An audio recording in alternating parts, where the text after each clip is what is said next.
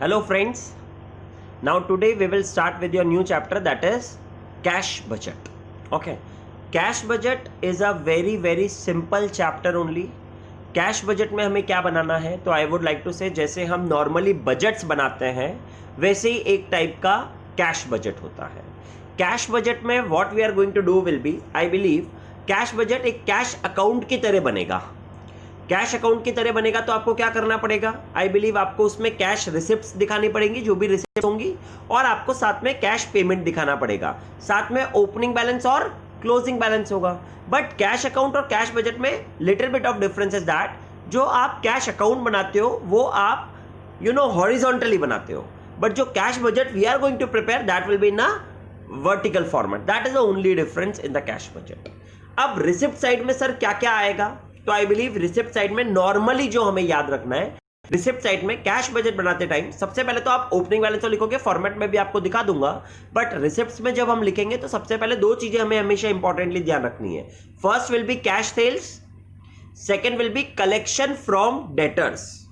ठीक है, ये चीजें हमेशा रहेगी. इसके अलावा अगर आपने कोई एसेट को सोल्ड करा कभी भी तो वो सेल ऑफ एसेट का वैल्यू आ जाएगा. अगर आपको कोई इंटरेस्ट कोई डिविडेंड मिल रहा है आपके इन्वेस्टमेंट्स पर तो आई कैन से वो भी आपका एक तरीके से रिसिप्ट हो जाएगा. और कोई भी अदर इनकम क्वेश्चन में स्पेसिफिकली मेंशन्ड है तो that also you will be showing in the receipt side. तो पहला ये हो गया. अब हम बात करते हैं पेमेंट्स की. तो नॉर्मली पेमेंट्स क्या क्या आएगा, तो I can say payment to the creditors आएगा, जो भी आपने परचेज करा होगा उसके लिए. Second will be payment of your expenses आएगा, जो भी आपने वेजेस सैलरीज रेंट जो भी पे करा होगा वो आएगा.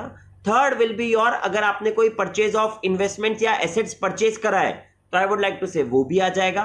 फोर्थ, अगर आपने कोई इंटरेस्ट ऑन डिबेंचर्स या डिविडेंड पे करा है तो आई कैन से वो भी आ जाएगा. And other things which will be specified in the question. Then what we are going to do is opening balance में रिसिप्ट का अमाउंट ऐड कर देंगे और जो भी हमने पेमेंट्स करा उसको लेस कर देंगे तो हमारे पास क्लोजिंग बैलेंस आ जाएगा.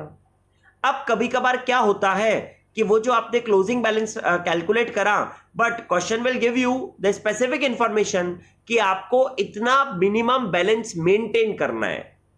तो अब अगर आपको फिक्स बैलेंस मेंटेन करना है तो इसका मतलब अगर आपके पास ज्यादा एक्सेस अमाउंट आ रहा है क्लोजिंग बैलेंस का तो क्वेश्चन विल टेल यू कि हम उसको फर्दर कहीं इन्वेस्ट कर देंगे, तो दैट वे विल शो. और या फिर अगर आपका वो क्लोजिंग बैलेंस कम आ रहा है और आपको मिनिमम कैश बैलेंस मेंटेन करना है तो I would like to say you will take some borrowings, और आप वो बोरोइंग्स भी दिखा दोगे, फाइनेंसिंग भी करवा लोगे आप. तो that is how actually we prepare the cash budget. अब ये तो मैंने आपको सिंपल फॉर्मेट समझाया. अब इसमें क्या होता है ना, हमें कुछ वर्किंग नोट स्पेसिफिकली हमेशा बनाने पड़ते हैं जो हमें ध्यान रखना है. वो वर्किंग नोट्स किस चीज के होंगे सर, तो सबसे पहले हमेशा हमारे पास सेल्स और परचेज या ऐसा कुछ गिवन होगा तो उसके रिलेटेड हमें कलेक्शन फ्रॉम डेटर्स और पेमेंट टू क्रेडिटर्स, ये दोनों का वर्किंग नोट बनाना है. अब वो कैसे बनाना है सर, तो वो हमेशा क्वेश्चन की इंफॉर्मेशन के बेसिस पर बनाना है. बट मुझ पर बिलीव करो ये कैश बजट बहुत बहुत बहुत सिंपल होगा. तो नाउ हम आपके ये मॉड्यूल से ही इस कैश बजट को पूरा पढ़ने वाले हैं, ठीक है ना. तो let us read this. Cash budget for the short period जो आपको बनाना होगा, तो prepare cash budget by month would require the following estimates. क्या क्या एस्टिमेट करना है आपको, एज रिगार्ड रिसिप्ट्स में आपको receipt from debtors, cash sales और साथ में any other source of receipt of cash, जैसा मैंने आपको बताया dividend from a subsidiary company etcetera. अब जब हम इसी के आगे इसमें बात करते हैं एज रिगार्ड्स पेमेंट, तो payments are to be made for purchases, payments are to be made for expenses, payments are to be made periodically but not every month for debenture interest, income tax जो भी paid in advance है, sales tax etc. और इसी के साथ साथ कोई भी स्पेशल पेमेंट अगर आपने करा है for a particular month, for example dividend to the share holders दिया, रिडम्पशन ऑफ डिबेंचर्स करा, या repayment of loan, payment of the assets acquired etcetera, ये सब बात मैंने आपको बता दी. फॉर्मेट कैसा बनाते हैं कैश बजट का, तो जो भी कंपनी का नाम है वो लिखा, कैश बजट लिखा, कितने पीरियड के लिए बना रहे हो, 1 मंथ 2 मंथ 3 मंथ्स 6 मंथ्स, वो सब क्वेश्चन में इंफॉर्मेशन आएगी, वो लिख दिया आपने. फिर हमने मंथ 1 मंथ 2, हाँ बस ये ध्यान रखनी है कि इंडिविजुअल मंथ्स का क्वेश्चन में बोला है तो इंडिविजुअल मंथ्स का अलग अलग आपको बनाना पड़ेगा. कैसा हो गया, पहले आप दिखाओगे रिसिप्ट्स में ओपनिंग बैलेंस, वैसे इसने गलत बता रखा है, ये ओपनिंग बैलेंस पहले चलेगा, फिर आएगी रिसिट्स, और रिसिट्स में कलेक्शन फ्रॉम डेटर्स आ गया, कैश सेल्स अगर कुछ हुआ, आपने कोई लोन लिया बैंक से तो भी आएगा, शेयर कैपिटल इश्यू करा तो भी आएगा, और मिसलेनियस अदर रिसिप्ट्स आकर के अदर आइटम से भी बता करके टोटल बता दिया। इसको हम ए बोल देंगे साहब। इसी के बाद आई बिलीव हम पेमेंट्स दिखाएंगे।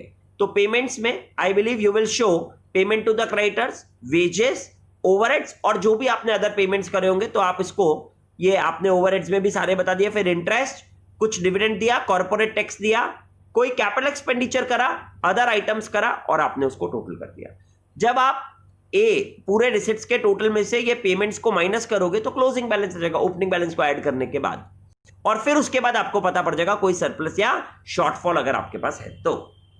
And this is how I can say we are going to prepare the cash budget, that's it. तो आई बिलीव ये बहुत सिंपल था। अब हम आपके इलिस्ट्रेशन पर चलते हैं, और let us read your this illustration number 6 which has been given to us, ठीक है ना। Prepare a monthly cash budget for 6 months beginning from April 2017 on the basis of the following information. Estimated monthly cash sales are as follows: January month का, फरवरी month का, मार्च का, अप्रैल का, मई का, जून, July, August, सितंबर, अक्टूबर, ये आपको मंथली सेल्स के figures given है, but आपको मंथली 6 बजट का बनाना, 6 मंथ्स का बनाना है, अप्रैल से सितंबर तक का। बट फिर आपको जनवरी, फरवरी, मार्च और अक्टूबर का इंफॉर्मेशन क्यों है? कुछ काम होगा, आगे पढ़ते हैं। सेकेंड पॉइंट में आपको गिवन है wages and salaries are estimated to be payable as follows: April, May, June, July, August, September. Okay, of the sales, ये जो हमें गिवन थी, 80% is on credit and 20% is for cash. 75% of the credit sales are collected within 1 month and balance in 2 months. Okay, there are no bad debt losses. ऐसा third information जो अब हमें given है, that is purchase amounted to 80% of sales and are made on credit and paid for in the month preceding the sales. The firm has 10% debentures of 1,20,000. Interest on these has to be paid quarterly in January month, in April month, and so on.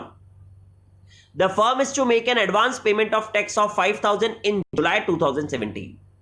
Firm had a cash balance of 20,000 on April 1st, 2017, which is the minimum desired level of cash balance. Any cash surplus or deficit above or below this level is made by temporary investments or liquidation of temporary investments or temporary borrowings at an end of the each month. Interest on these is to be ignored. Okay, so I believe this is the information, this is the question given. Cash budget के questions बड़े बड़े दिखते हैं, but I believe ये question करने में बहुत simple होते हैं। तो let us again understand the information given. हमें मंथली 6 मंथ्स का बनाना है ना बजट, तो आई बिलीव आप फॉर्मेट तो बना ही लोगे। सबसे पहले किसकी ऑर्गेनाइजेशन की बात कर रहा है ये? आई बिलीव ऑर्गेनाइजेशन का नाम नहीं दिया, तो हम डायरेक्टली लिखेंगे cash budget for the 6 months from April to September 2017। How you are going to prepare? Particulars का कॉलम 6 महीने के 6 कॉलम और बना लोगे। पर्टिकुलर्स के कॉलम में सबसे पहले आप लिखोगे opening balance, then you are going to write receipts. अब वो रिसिट्स में आपको क्या क्या पढ़ना है वो मैं आपको बताता हूं। तो आई बिलीव रिसिट्स में मैंने आपको बताया जो 2 हमेशा आपको याद रखना है, cash sales, collection from debtors. Collection from debtors हमेशा वर्किंग नोट बनाना ही पड़ेगा कि कितना कलेक्शन फ्रॉम डेटर्स हुआ। इस क्वेश्चन में वही इंफॉर्मेशन को मैं पहले आपको रीड करके बताता हूं। ये आपको सेल्स गिवन था, सेल्स के बारे में थर्ड पॉइंट आपको और गिवन है। Of the sales 80% is on credit and 20% for cash. तो आई बिलीव अप्रैल से लेकर के सितंबर तक की जो भी सेल्स है इसका आप 20% निकाल लोगे और वो कैश सेल्स में लिख दोगे। 80,000 का 20% विल बी 16,000, 60,000 का 20% विल बी 12,000, 80,000 का अगेन 16, 1 लाख का 20, 80,000 का 16,000 और 60,000 का 12,000। ये कैश सेल्स आ गया आपके पास। आई बिलीव सबको समझ में आ गया ये वाली बात। सब लिख दोगे रिसिट्स का पहला कैश सेल्स। अब हम बात करते हैं सेकंड, कलेक्शन फ्रॉम डेटर्स। तो इसके बाद ये बोला था कि भाई 80% क्रेडिट पर है, 70% of the credit sales are collected within 1 month and the balance in 2 months. There are no bad debt losses. ठीक है, तो इसका मतलब ये हुआ कि अगर मैंने कुछ जनवरी में सेल्स किया तो जो क्रेडिट सेल्स है पहले तो 80% निकालोगे जनवरी की सेल्स का, फिर जो भी क्रेडिट सेल्स थी उसका 75% मेरे को फरवरी में मिलेगा और 25% मार्च में मिलेगा। तो इसका मतलब जो मैंने फरवरी में सेल्स करा होगा उसका पहले मैं 80% निकालूंगा तो क्रेडिट सेल्स आएगा, फिर उसका 75% मार्च में रिसीव्ड होगा और 25% अप्रैल में रिसीव्ड होगा। बात समझ में आ रही है? And that is what I believe you have to do actually. तो इसका मतलब जब हम वर्किंग नोट बनाएंगे अब इसका कलेक्शन फ्रॉम डेटर्स का, तो कलेक्शन फ्रॉम डेटर्स के वर्किंग नोट के लिए आपको फरवरी से स्टार्ट करना पड़ेगा, क्योंकि फरवरी का कुछ कलेक्शन अप्रैल में भी आएगा। तो आप फरवरी, मार्च, अप्रैल, मई, जून, जुलाई, अगस्त और सितंबर, ये सारे मंथ्स लोगे कलेक्शन फ्रॉम डेटर्स को निकालने के लिए। ये वर्किंग नोट नंबर 1 बनाओगे। अब इसमें हम कैसे करने वाले हैं, तो आई बिलीव आप सबसे पहले फरवरी सबकी ये सेल्स लिख दो, यहां तक की पूरी सितंबर तक की।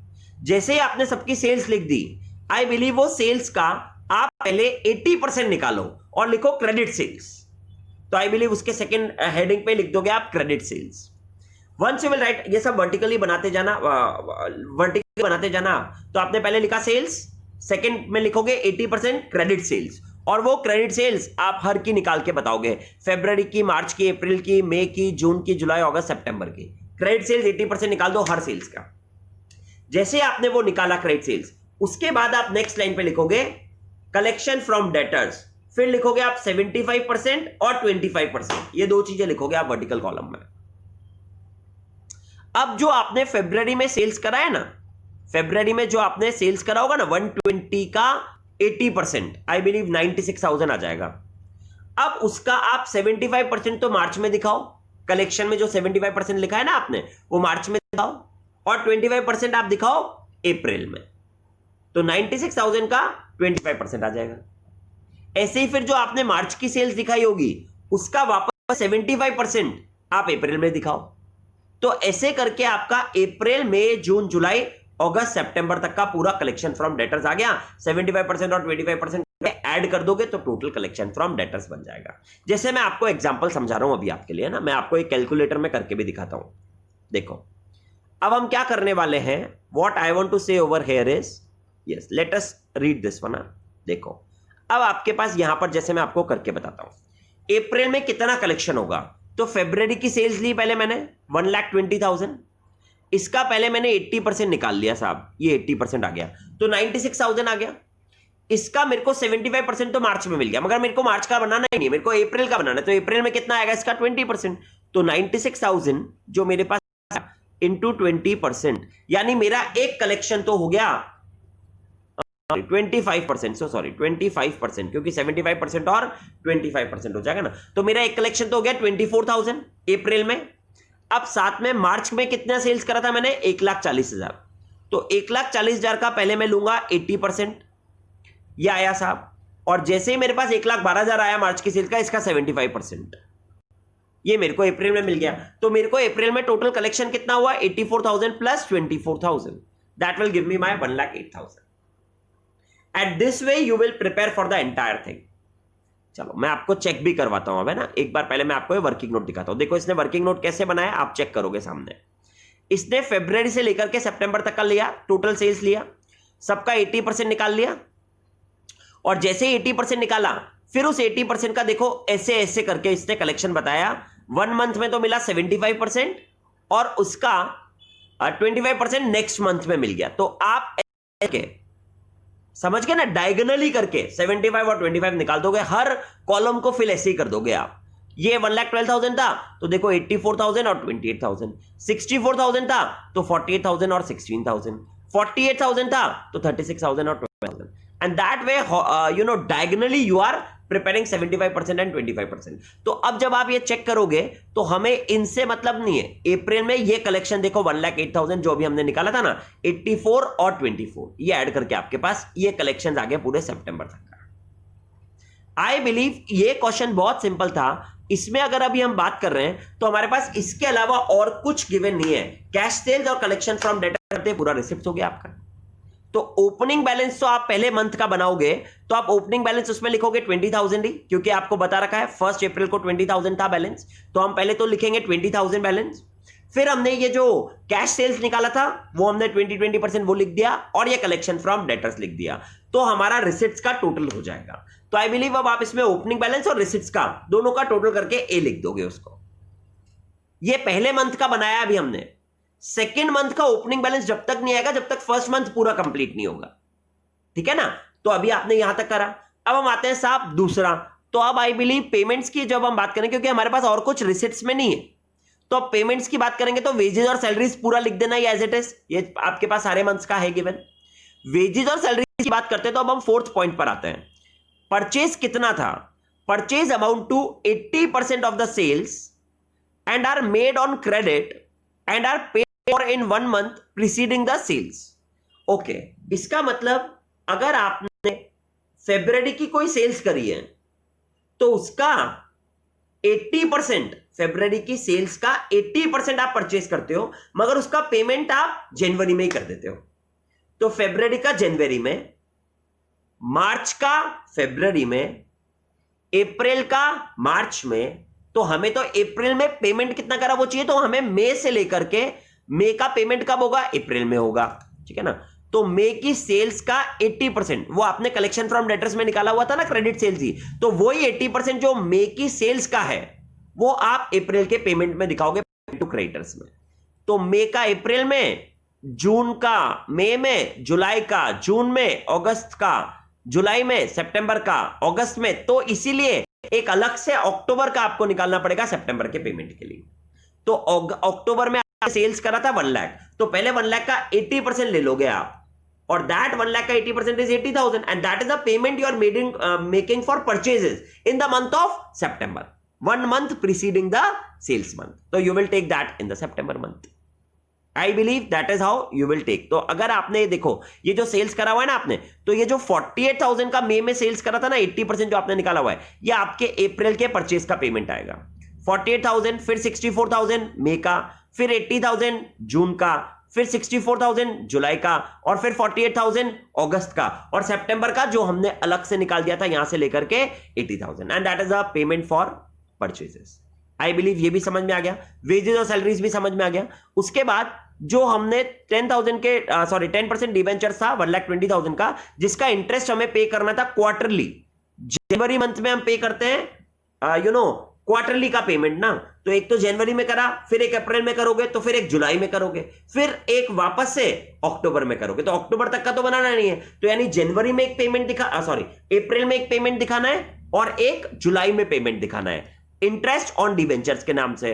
टोटल 12,000 होता है, 12,000 क्वार्टरली निकालेंगे तो 3,000 रुपए आएगा।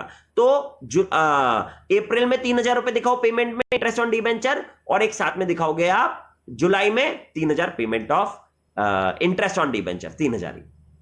ये भी आपका 5th पॉइंट भी हो गया। 6th पॉइंट, हमने जुलाई में एक एडवांस टैक्स दिया है, तो वो जुलाई के मंथ में एडवांस टैक्स भी दिखा दो आप, दैट इज 5,000 का। उसके बाद अब ये लास्ट वाली बात आई गई कि ओपनिंग कैश बैलेंस आपने लिया ही था 20,000 का।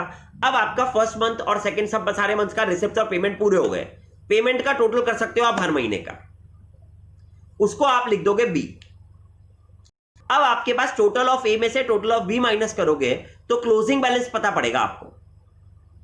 बट जो भी क्लोजिंग बैलेंस आ रहा है ना, हमें मिनिमम क्लोजिंग बैलेंस जो मेंटेन करना है, अभी तो जो आपने निकाला वो क्लोजिंग बैलेंस आया, जिसको मगर आपको मेंटेन तो 20,000 ही करके चलना है, तो आप उसके बाद 2 कॉलम और बनाओगे, सरप्लस और डेफिसिट का।